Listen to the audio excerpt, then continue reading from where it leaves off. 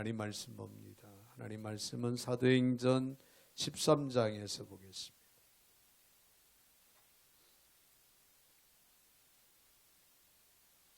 사도행전 13장 1절부터 3절까지만 제가 받들어 봉독에 올리겠습니다. 안디옥 교회의 선지자들과 교사들이 있으니 곧 바나바와 니게르라 하는 시몬과 구레네 사람 누기오와 분봉왕 헤롯의 젖동생 마나엔과 및 사울이라. 주를 섬겨 금식할 때에 성령이 이르시되 내가 불러 시키는 일을 위하여 바나바와 사울을 따로 세우라 하시니 이에 금식하며 기도하고 두 사람에게 안수하여 보내니라. 아멘. 3절까지 제가 받들어 봉독에 올렸습니다. 사랑의 주님, 참으로 감사를 드립니다. 오늘 좋은 날입니다. 주님의 날입니다. 특별히 선교 주일로 저희들이 지키며 하나님 앞에 나와 예배함의 영광 올릴 수 있는 복을 주신 하나님, 이 시간도 말씀을 듣기를 원하여 저를 겸허한 마음으로 엎드려 집니다. 하늘을 여시고 오늘은 말씀으로 성령으로 친히 임재하여 주셔서 저희들에게 깊은 깨달음이 되게 하옵소서.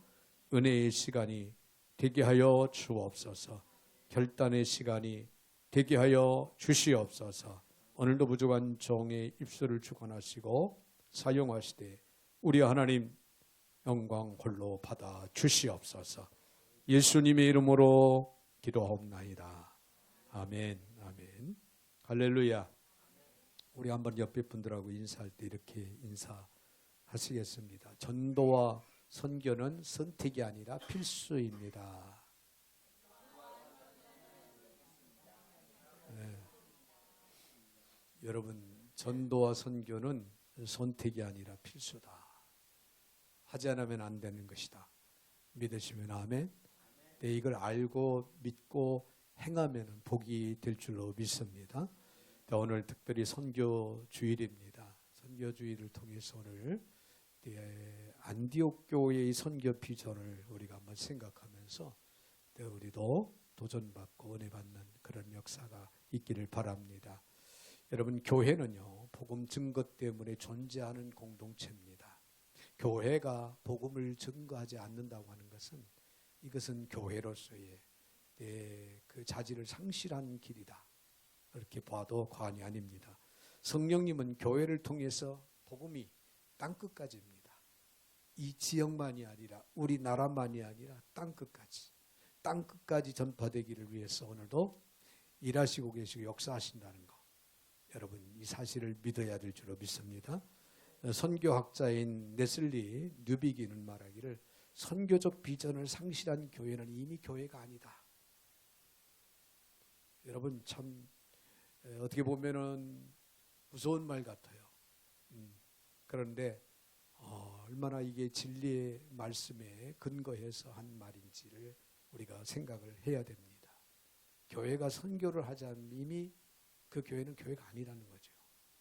그만큼 선교의 비전, 선교를 하지 않으면 안 된다. 교회는 복음적인 교회가 돼야 된다. 교회의 본질은 복음을 증거하는 거예요. 증거하는 것, 전하는 것이다. 21세기는 한국교회의 그 선교 시대라고 그렇게 말을 합니다. 하나님은 한국교회를 마지막 선교주자로 택하셔서 사용하시고 계시는데, 그래서 세계 기독교의 이목이 한국교회에 집중되고 있다고 하는 사실을 부인할 수가 없습니다. 하나님은 선교를 위해서 한국교회를 일찍이 부흥을 시키셨습니다. 70년대, 80년대, 90년대 한국교회가 엄청난 부흥을 일으켰죠. 그렇죠? 네. 지금 현재에도 약 1천만 명의 성도들이 있고 약 7만 개의 교회를 세우게 하셨고 10만여 명의 사역자들을 이제 배출하셔서 세우셔서 사용하시고 계시다는 거예요. 이 모두가 하나같이 선교의 자원입니다. 선교의 자원이에요. 교인들이 많다, 교회가 많다, 주의 종들이 많다고 하는 것은 이것은 이 마지막 때 선교의 자원이라는 거예요. 하나님은 어떤 방법으로 어떤 방향에서 사용할지 모르는 거예요. 중요한 것은 우리 한국이 그래도 하나님의 특별한 축복과 은혜 가운데 선교의 자원을 이렇게 만들어 놓으셨고 사용하시고 계시다는 거예요. 이제 이 선교 명령에 한국 교회는 순종해야 됩니다. 흔히 말하기를 선교 시간이 있는데요. 선교 시간에 영국은 저녁 8시에 이미 저물어 가고 있다는 겁니다. 최초의 영국이 선교를 위해서 얼마나 헌신했는지 몰라요. 자, 미국은 오후 2시라고 이야기합니다. 근데 우리 대한민국은 지금 선교 시간이 오전 8시.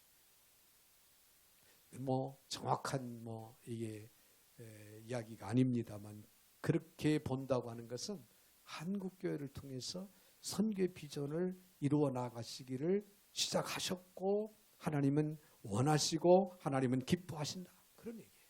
그래서 19세기에는 영국이 그리고 20세기에는 미국이 세계 선교를 주도를 했는데 지금 21세기에 와서는 대한민국 조그마한 땅덩어리지만은 이 대한민국이 내 선교 주자로 지금 세계 선교를 위해서 각 나라 각 지역에서 사역하고 있다는 거예요. 이 놀라운 사실이 아닐 수가 없어요. 자, 5,150만 정도 되는 인구, 이 여기에 1천만 성도들이 있는데 이 작은 수를 통해서 세계 선교의 주자로 지금 사용하시고 있다는 거예요. 저희가 이제 베델 선교관을 또 겸해서 우리가 사역을 감당하고 있습니다만은 참 놀라운 것은 각 나라, 세계 각 나라 각 지역이에요. 세계 215나라 약 그렇게 이야기를 하더라고요.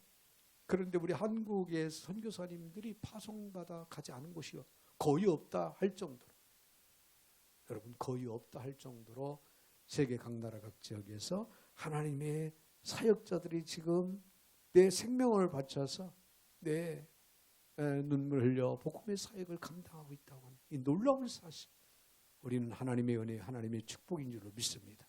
여러분, 가장 좋은 교회는요, 건강한 교회입니다. 복음을 전하는 교회가 가장 좋은 교회예요. 가장 성경적인 교회 또한 복음을 오늘도 내일도 열심히 증거하는 교회가 가장 성경적인 교회라는 거예요. 그러므로 우리는 가든지 보내든지 아니면은 중보기도 하든지 우리는 동참해야 됩니다. 할렐루야. 우리가 할 수 있는 그 영역 안에서 세계 선교의 비전을 이루어 가기 위해서 우리는 오늘도 내일도 힘쓰고 애써야 된다. 그런 얘기예요. 전도와 선교는 선택이 아니라 뭐다? 필수라는 사실. 여기에는요, 애어른 할 것 없이, 작은 교회 큰 교회 할 것 없이 하나님을 믿는 믿음의 백성들이라면 이 사실을 기억하고 실천해 나가야 될 줄로 믿습니다. 자, 오늘 본문에는요, 안디옥 교회에 대한 이야기가 나옵니다.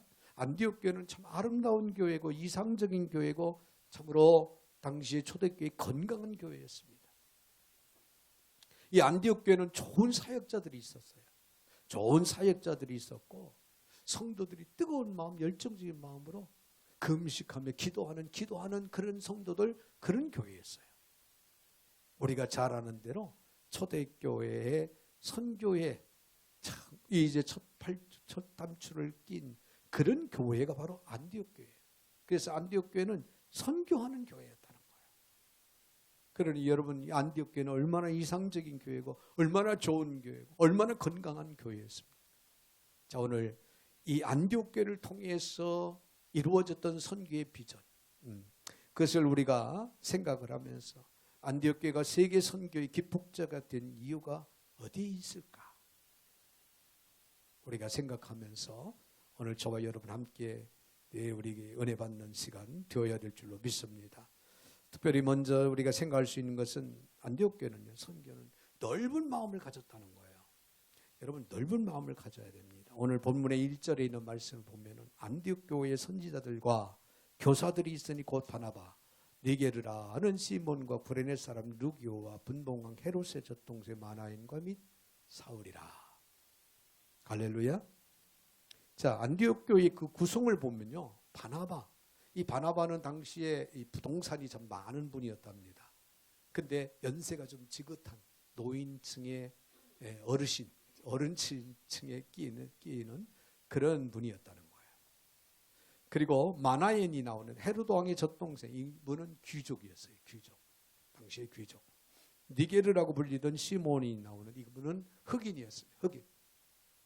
그리고 구레네 사람 르기오는 이분도 역시 흑인이었어요. 그리고 사울은 젊은 층에 속하는 청년이었습니다.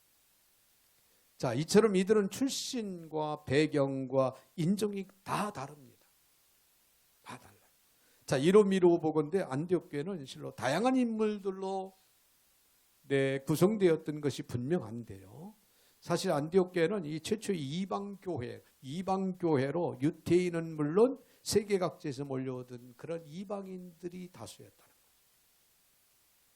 그러나 안디옥 교회는 이렇게 다양한 인물들로 구성되어 있었지만은 그 교회는 반목이나 대립의 그림자는 없었다는 사실입니다.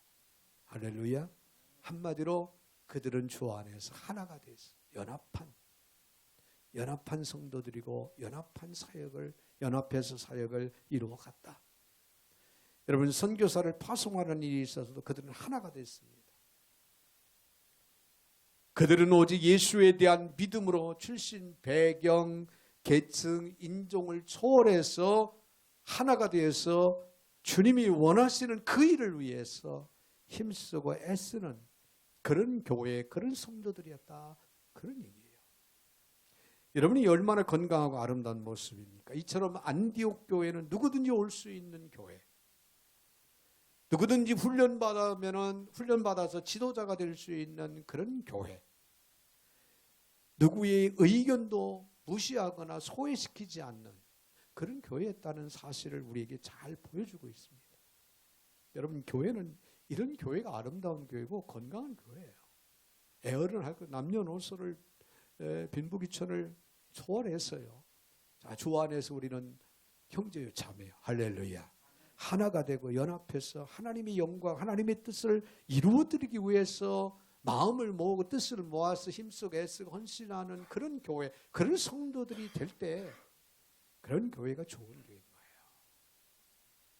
더없이 이제 우리 대한민국이 마지막 때는요, 주님 오시라 더 가까운 이때 교회로서는 무엇보다 중요한 것은 건강한 교회가 되어야 된다. 그렇게 이야기들 합니다. 수는 관계없어요. 물론 많은 사람들을 전도해서 생명 구원의 역사를 인도하는 것은 당연한 것이고, 중요한 것은 우리가 교인이 얼마 없다고 해서 낙심할 것이 아니라 중요한 것은 있는 교우들이 영적으로 바로 세워지고 영적으로 흔들림 없이 변함없이 마음 뺏기지 않는 그런 교회, 그런 교회가 건강한 교회라는 거예요. 이 마지막 때는 그런 건강한 교회가 있어야 된다는 거예요. 할렐루야. 자, 다음 주간에 이제 18일 날입니까? 독일에서 이제 독일 현지 사역자가 오십니다.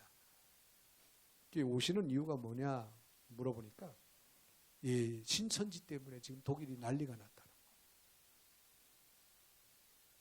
지금 신천지 때문에 독일이 난리가 났는데 국가적으로 신천지가 나쁘다, 거기에 말려들지 말라, 마음 뺏기지 말라, 이 정도는 이제 방송을 통해서도 제재를 시켜주는데 영적인 문제는 이야기를 뭐 안 해준다는 거죠.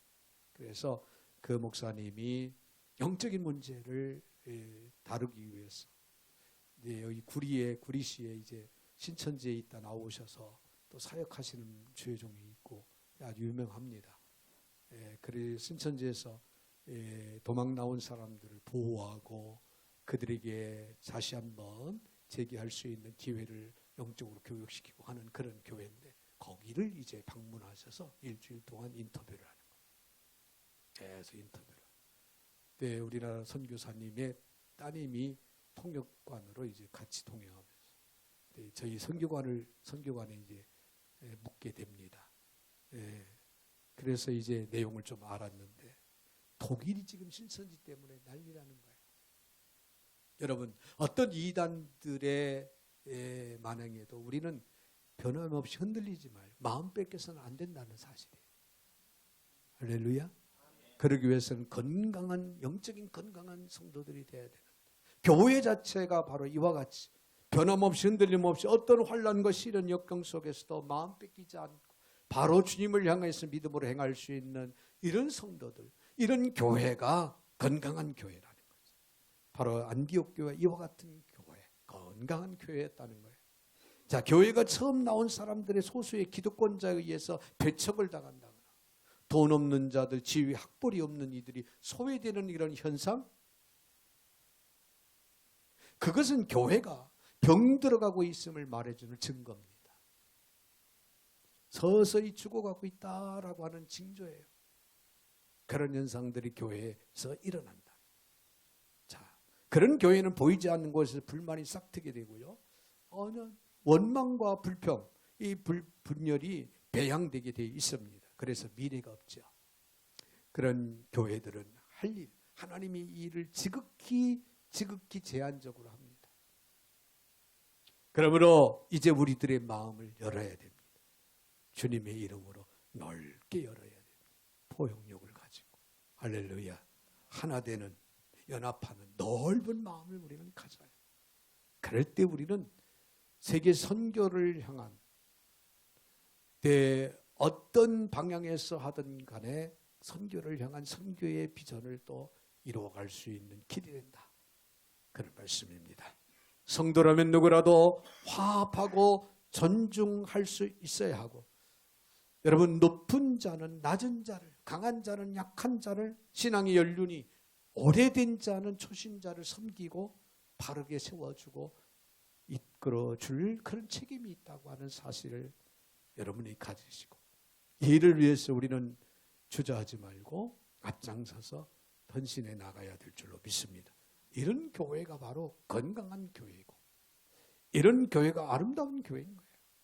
그러므로 오늘 저와 여러분은 주 안에서 넓은 마음을 가지고 영적인 삶을 이루어갈 수 있기를 주의 이름으로 부탁을 드립니다. 자, 그런가 하면 선교는요, 선교는 헌신의 자세를 가져야 된다는 거예요. 헌신의 자세를 가져라. 오늘 본문의 2절, 주를 섬겨 금식할 때 성령이 이르시되 내가 불러시키는 일을 위하여 바나바와 사울을 따로 세우라 하시니, 그런 말씀이 나옵니다. 자, 여기에서 주를 섬겨라고, 이 섬겨에 해당하는 헬라어로는 네이트로게오라고 하는데 공적인 일꾼, 공적인 일꾼이 되다, 그런 뜻이 담겨져 있습니다.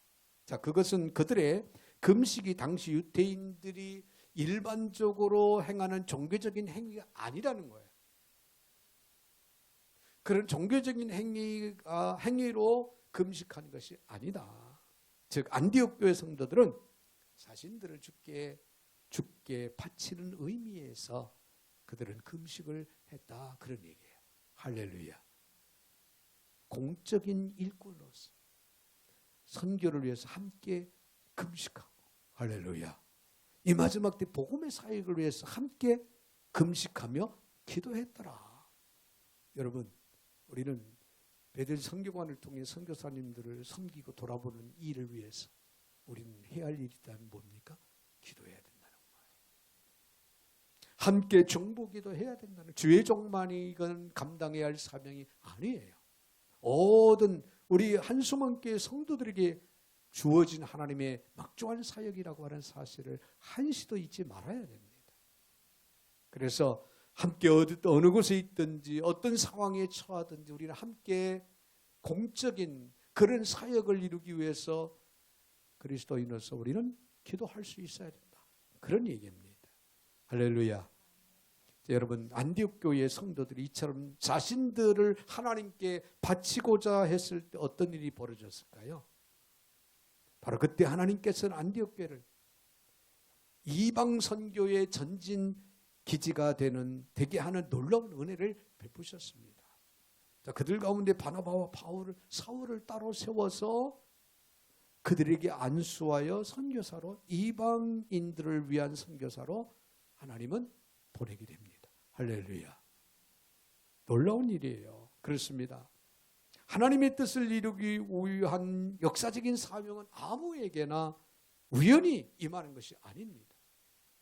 반드시 주를 위해서 자기를 헌신하기로 마음의 준비와 각오가 되어 있는 사람, 그런 각오가 되어 있는 사람에게 하나님은 주신다는 거예요. 우리 미얀마 선교사님 와 계십니다만, 말씀을 듣고 제가 감동을 받았어요.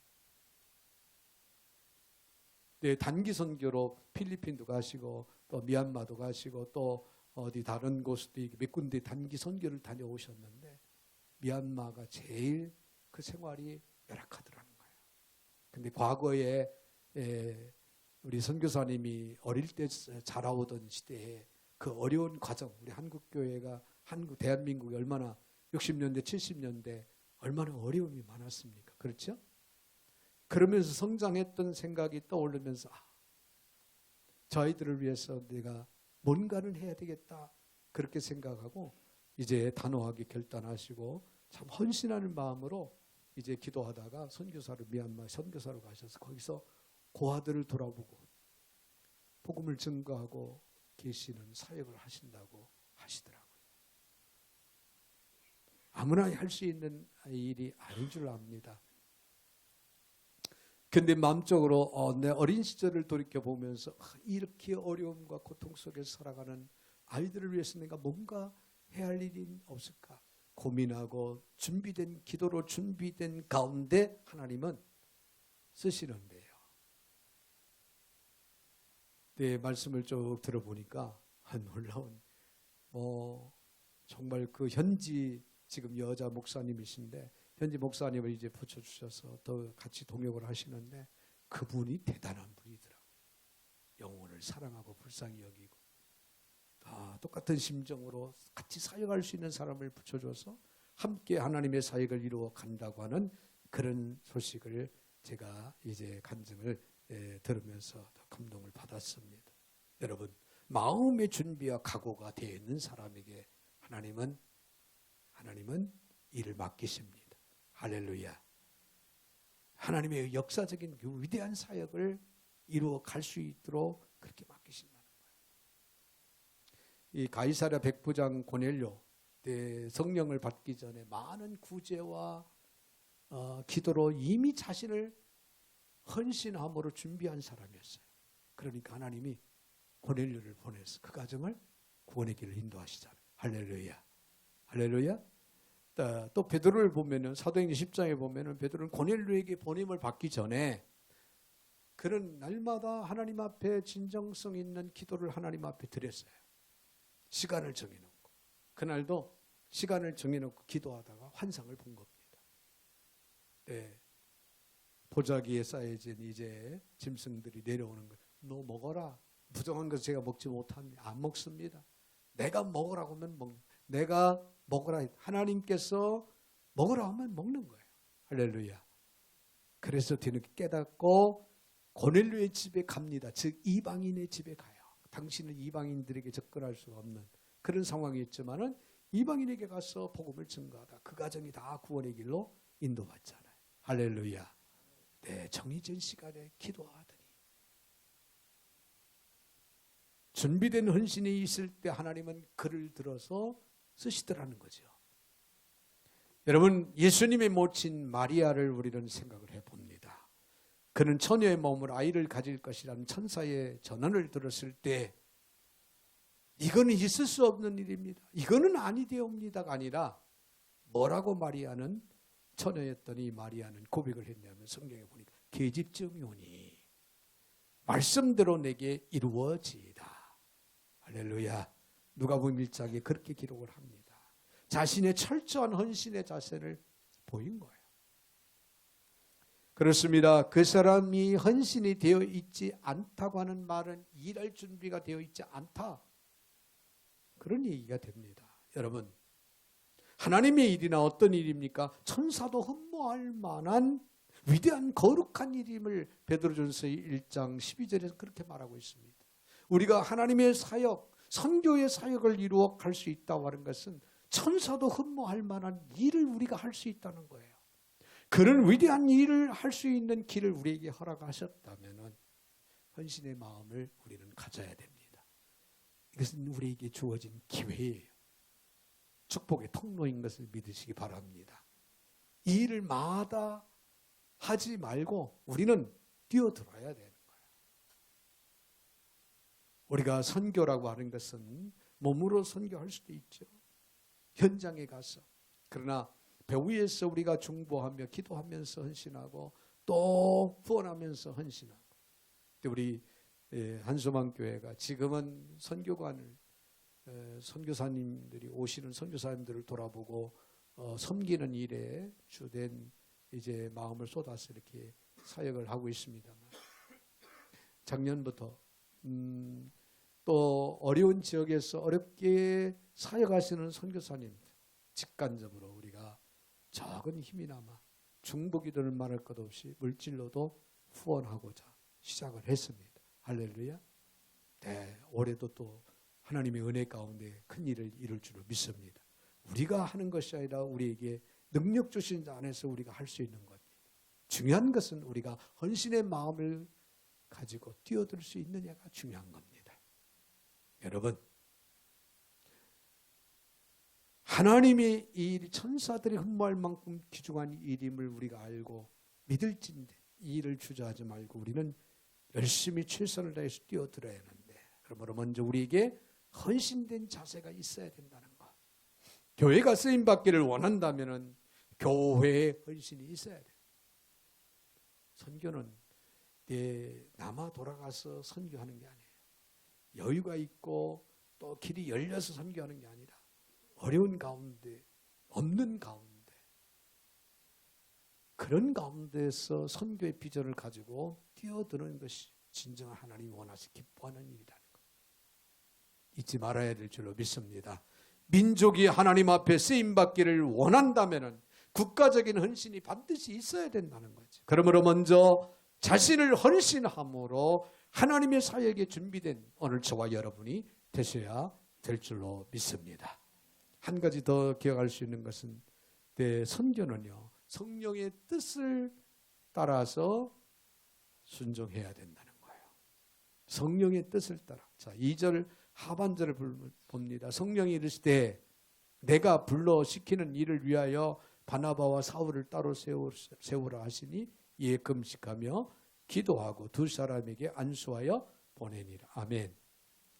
자, 여기서 보면요, 이방 선교를 성령께서는 내가 불러 시키는 일로 그렇게 묘사를 하고 있습니다.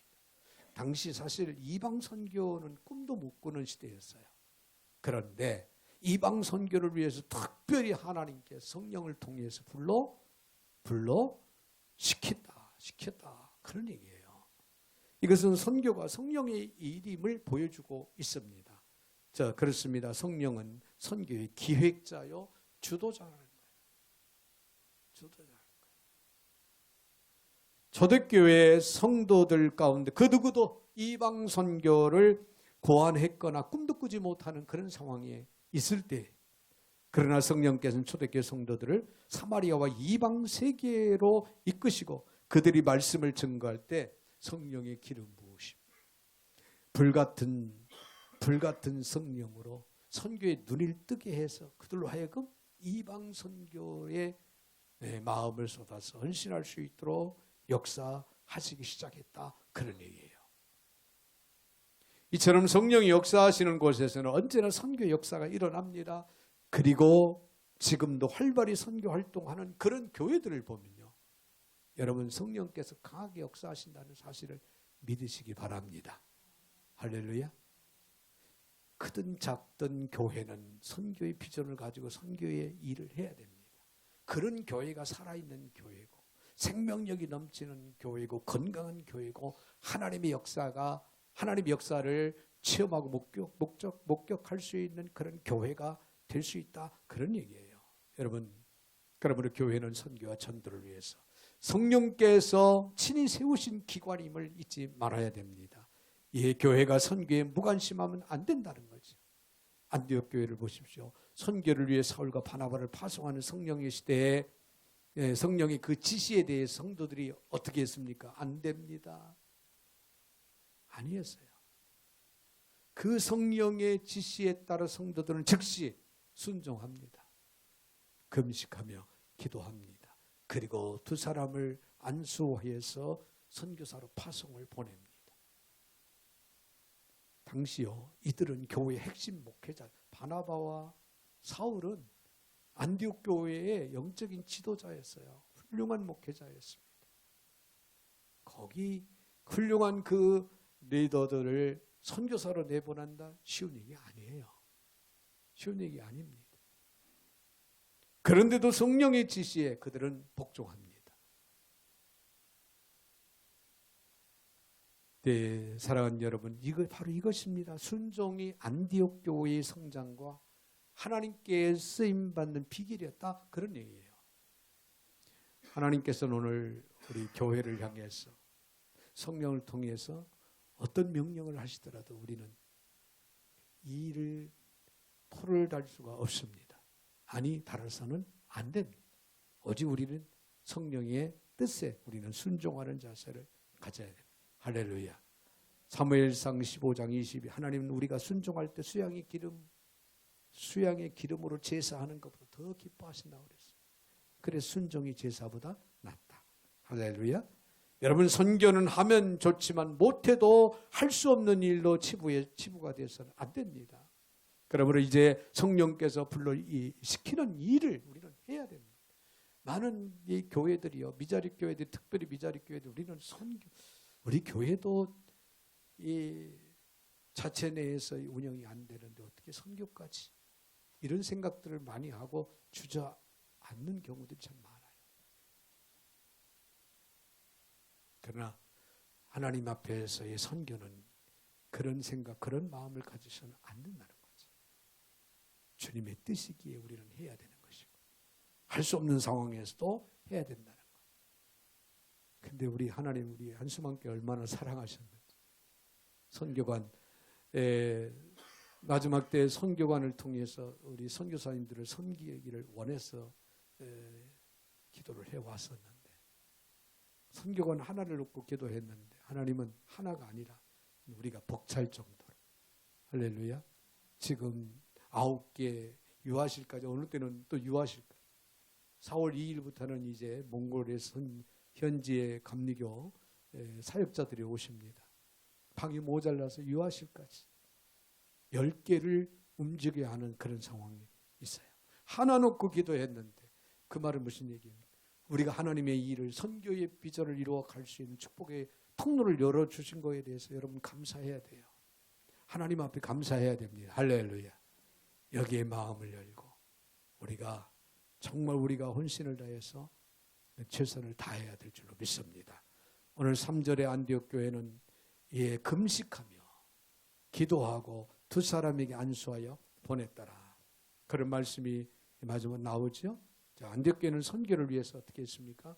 금식하며 기도했더라. 우리가 선교를 위해 빼놓을 수 없는 것이 뭡니까? 기도입니다.